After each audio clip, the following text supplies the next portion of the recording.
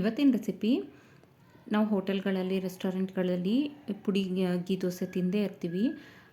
ಪುಡಿ ಗೀ ದೋಸೆಗೆ ಮಾಡುವಂಥ ಚಟ್ನಿ ಪೌಡರ್ ಅಥವಾ ಪುಡಿನ ಹೇಗೆ ಮಾಡೋದಂತ ನೋಡೋಣ. ತುಂಬ ಸುಲಭವಾಗಿ ನಾವು ಮನೆಯಲ್ಲೇ ಮಾಡ್ಕೊಳ್ಬೋದು. ಇದಕ್ಕೆ ನಾನು ಏನೇನು ಇಂಗ್ರೀಡಿಯೆಂಟ್ಸ್ ಬೇಕು ಅಂತ ಇಲ್ಲಿ ಹೇಳ್ತೀನಿ. ನಾನೊಂದು ಅರ್ಧ ಕಪ್ನಷ್ಟು ಕಡಲೆಬೇಳೆ ತೊಗೊಂಡಿದ್ದೀನಿ. ಒಂದು ಕಡಾಯಿನ ಬಿಸಿ ಮಾಡಿಕೊಂಡು ಇದಕ್ಕೆ ಅರ್ಧ ಕಪ್ಪಷ್ಟು ಕಡಲೆಬೇಳೆ ಲೋ ಟು ಮೀಡಿಯಮ್ ಫ್ಲೇಮಲ್ಲೇ ಹುರ್ಕೊಳ್ಬೇಕು. ಒಂದು ಅರ್ಧದಷ್ಟು ಆದಾಗ ಉದ್ದಿನಬೇಳೆ ಒಂದು ಅರ್ಧ ಕಪ್ನ ಸೇರಿಸ್ಕೊಳ್ಬೇಕು.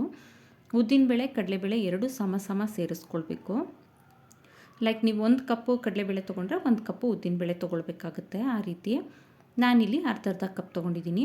ಹಾಗೆ 1/4 ಕಪ್ನಷ್ಟು ಎಳ್ಳು ತೊಗೊಳ್ತಾ ಇದ್ದೀನಿ. ನೀವು ಬಿಳಿ ಎಳ್ಳು ಅಥವಾ ಕಪ್ಪು ಎಳ್ಳು ಯಾವುದಾದ್ರೂ ತೊಗೋಬೋದು. ನಾನಿಲ್ಲಿ ಬಿಳಿ ಎಳ್ಳನ್ನು ತೊಗೊಳ್ತಾ ಇದ್ದೀನಿ. ಇದಿಷ್ಟನ್ನು ಹಾಕಿ ಲೋ ಫ್ಲೇಮಲ್ಲೇ ಚೆನ್ನಾಗಿ ಫ್ರೈ ಮಾಡ್ಕೋಬೇಕು. ಕಡಲೆಬೇಳೆ ಉದ್ದಿನಬೇಳೆ ಘಮ ಬರೋವರೆಗೆ ಚೆನ್ನಾಗಿ ಹುರ್ಕೊಂಡ ನಂತರ ಎಳ್ಳನ್ನು ಸೇರಿಸ್ಕೊಳ್ಬೇಕು. ಎಳ್ಳು ತುಂಬ ಟೈಮ್ ತೊಗೊಳ್ಳೋದಿಲ್ಲ, ಪಾತ್ರೆ ಬಿಸಿಗೇ ಚೆನ್ನಾಗಿ ಫ್ರೈ ಆಗಿಬಿಡುತ್ತೆ. ಈಗ ನಾನು ಈ ಎಲ್ಲನೂ ಹುರಿದಿಟ್ಕೊಂಡಿರೋಂಥದ್ದನ್ನು ಒಂದು ಪ್ಲೇಟಿಗೆ ಟ್ರಾನ್ಸ್ಫರ್ ಮಾಡ್ಕೊಳ್ತಾ ಇದ್ದೀನಿ. ನಂತರ ಅದೇ ಕಡಾಯಿಗೆ ನಾನು 1 ಸ್ಪೂನಷ್ಟು ಎಣ್ಣೆನ ತೊಗೊಳ್ತಾ ಇದ್ದೀನಿ. ಎಣ್ಣೆ ಸೇರಿಸೋದ್ರಿಂದ ನಾನು ಬ್ಯಾಡಗಿ ಮೆಣಸಿನ್ಕಾಯಿನ ಈಗ ಫ್ರೈ ಮಾಡ್ಕೊಳ್ತೀನಿ. ಅದು ಕಲರ್ ಒಳ್ಳೆ ಚೆನ್ನಾಗಿ ಬರುತ್ತೆ. ಆದ್ದರಿಂದ ಎಣ್ಣೆ ಸೇರಿಸ್ಬೇಕು. ಒಂದು 1/4 ಕಪ್ನಷ್ಟು ಒಂದು ಅರ್ಧ ಕಪ್ನಷ್ಟು ಕರಿಬೇವನ್ನು ತೊಗೊಳ್ಬೇಕು. ನಂತರ ಇಲ್ಲಿ ನಾನು ಒಂದು 15 ಬ್ಯಾಡಗಿ ಮೆಣಸಿನ್ಕಾಯಿನ ತೊಗೊಂಡಿದ್ದೀನಿ. ನಾನಿಲ್ಲಿ ಖಾರದ ಮೆಣಸಿನ್ಕಾಯಿ ತೊಗೊಳ್ತಾ ಇಲ್ಲ. ಚಟ್ನಿ ಪೌಡರು ಸ್ವಲ್ಪ ಮೈಲ್ಡಾಗಿರಬೇಕು ಇದಕ್ಕೆ ದೋಸೆಗೆ ಹಾಕೊಳ್ಳೋದ್ರಿಂದ. ಆದ್ದರಿಂದ ಇದನ್ನು ಲೋ ಫ್ಲೇಮಲ್ಲೇ ಇಟ್ಕೊಂಡು ನಾನು ಚೆನ್ನಾಗಿ ಫ್ರೈ ಮಾಡ್ಕೊಳ್ತಾ ಇದ್ದೀನಿ. ಎಲ್ಲಿವರೆಗೆ ಫ್ರೈ ಮಾಡಬೇಕಂದ್ರೆ ಈ ಕರಿಬೇವು ಸ್ವಲ್ಪ ಕ್ರಿಸ್ಪ್ ಆಗಬೇಕು, ಅಲ್ಲಿವರೆಗೆ ಫ್ರೈ ಮಾಡಬೇಕು. ಇದೆಲ್ಲ ತಣ್ಣಕ್ಕಾಗಬೇಕು. ಅದರೊಳಗಡೆ ನಾನಿಲ್ಲಿ ಕಲರಿಗೋಸ್ಕರ ಸ್ವಲ್ಪ ಅರಿಶಿನ ಪುಡಿ ಸೇರಿಸ್ಕೊಳ್ತಾ ಇದ್ದೀನಿ. ಒಂದು 1/4 ಚಮಚ ಅರಿಶಿನ ಪುಡಿ. ಹಾಗೆ ಇದಕ್ಕೆ ನಾನು ರುಚಿಗೆ ತಕ್ಕಷ್ಟು ಉಪ್ಪನ್ನು ಸೇರಿಸ್ಕೊಳ್ತಾ ಇದ್ದೀನಿ.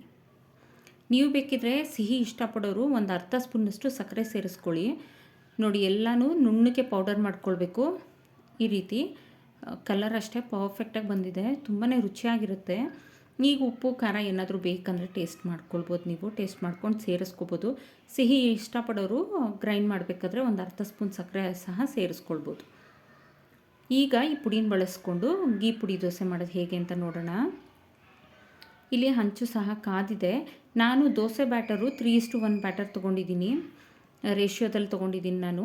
ಅಂದರೆ 3 ಗ್ಲಾಸ್ ಅಕ್ಕಿ, 1 ಗ್ಲಾಸ್ ಉದ್ದಿನಬೇಳೆ, ಹಾಗೆ 1/4 ಗ್ಲಾಸ್ನಷ್ಟು ಅವಲಕ್ಕಿ. ಇದಿಷ್ಟನ್ನು 4ರಿಂದ 5 ಗಂಟೆ ನೆನೆಸಿಟ್ಟು ನಂತರ ತರ್ತರಿಯಾಗಿ ಸ್ವಲ್ಪ ತರಿ ಇರಬೇಕು ಆ ರೀತಿ ರುಬ್ಕೊಂಡು ಓವರ್ನೈಟ್ ಫರ್ಮೆಂಟೇಷನ್ ಮಾಡಿರೋಂಥದ್ದು. ನಾನಿಲ್ಲಿ ದೋಸೆ ನೋಡಿ ಈ ರೀತಿ ಹಾಕ್ಕೊಳ್ತಾ ಇದ್ದೀನಿ.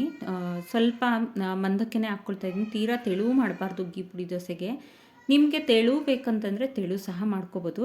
ಕಲರ್ ಚೆನ್ನಾಗಿ ಬರಬೇಕು ದೋಸೆ ಹಿಟ್ಟಿಂದು ದೋಸೆ ಕಲರ್ ಅಂತಂದರೆ ದೋಸೆ ಹಿಟ್ಟಿಗೆ ಸ್ವಲ್ಪ ಸಕ್ಕರೆ ಹಾಗೆ 1-2 ಸ್ಪೂನ್ನಷ್ಟು ರವೆನ ಸೇರಿಸ್ಕೊಳ್ಬೇಕು. ಆಗ ಒಳ್ಳೆ ಕಲರ್ ಬರುತ್ತೆ, ಹಾಗೆ ಕ್ರಿಸ್ಪಿಯಾಗೂ ಇರುತ್ತೆ. ಈಗ ಇಲ್ಲಿ ಗೀ ಪುಡಿ ದೋಸೆ ಆಗಿರೋದ್ರಿಂದ ತುಪ್ಪನ ನಾವು ಧಾರಾಳವಾಗಿ ಹಾಕ್ಕೊಳ್ಬೇಕಾಗುತ್ತೆ. ನಾನಿಲ್ಲಿ ಮನೆಯಲ್ಲೇ ಇಟ್ಟಿರೋಂಥ ತುಪ್ಪನ ಸೇರಿಸ್ಕೊಳ್ತಾ ಇದ್ದೀನಿ. ತುಪ್ಪದ ರೆಸಿಪಿ ಸಹ ಚಾನಲಲ್ಲಿದೆ. ಹಾಗೆ ದೋಸೆ ಹಿಟ್ಟಿಂದು ಕರೆಕ್ಟ್ ಮೆಷರ್ಮೆಂಟ್ ಸಹ ಚಾನಲಲ್ಲಿದೆ. ನಾನು 2 ಲಿಂಕ್ನ ಡಿಸ್ಕ್ರಿಪ್ಷನಲ್ಲಿ ಮೆನ್ಷನ್ ಮಾಡಿರ್ತೀನಿ. ಈಗ ಇದಕ್ಕೆ ನಾನಿಲ್ಲಿ ಪುಡಿನ ಹಾಕ್ಕೊಳ್ತಾ ಇದ್ದೀನಿ. ತುಂಬ ರುಚಿಯಾಗಿರುತ್ತೆ. ನಿಮಗೇನಾದರೂ ಚಟ್ನಿ ಮಾಡೋದಕ್ಕೆ ಟೈಮ್ ಇಲ್ಲ ಅನ್ನೋವಾಗಲೂ ಸಹ ಈ ರೀತಿ ಮಾಡ್ಕೊಳ್ಬೋದು.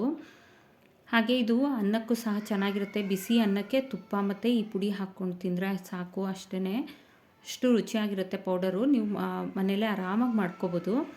ನೋಡಿ, ಈ ರೀತಿ ಪುಡಿನ ಇದಕ್ಕೆ ಎಷ್ಟು ಬೇಕಷ್ಟು, ನಿಮಗೆ ಲೈಟಾಗಿ ಬೇಕಂದರೆ ಲೈಟಾಗಿ ಅಥವಾ ಜಾಸ್ತಿ ಬೇಕನ್ನೋರು ಜಾಸ್ತಿ ಸಹ ಹಾಕ್ಕೊಳ್ಬೋದು ನಿಮ್ಮ ರುಚಿಗೆ ತಕ್ಕ ಹಾಗೆ.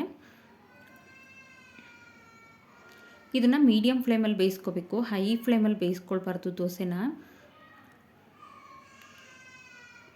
ಈ ರೀತಿ ಚೆನ್ನಾಗಿ ಎಲ್ಲ ಕಡೆಯೂ ಬಿಡಿಸೋ ತನಕ ನೀಟಾಗಿ ತೊಗೊಂಡು ನಂತರ ಈ ಆಲೂಗಡ್ಡೆ ಪಲ್ಯ ಏನಿದೆ ಅಲ್ಲ, ನಾನು ಆಲೂಗಡ್ಡೆ ಪಲ್ಯ ಹಾಕ್ಕೊಳ್ತಾ ಇದ್ದೀನಿ.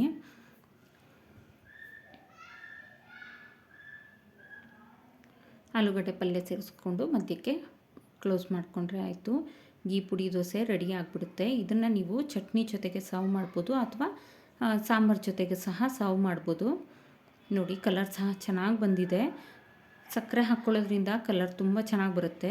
ಈ ವಿಡಿಯೋ ಇಷ್ಟದಲ್ಲಿ ಲೈಕ್ ಮಾಡಿ.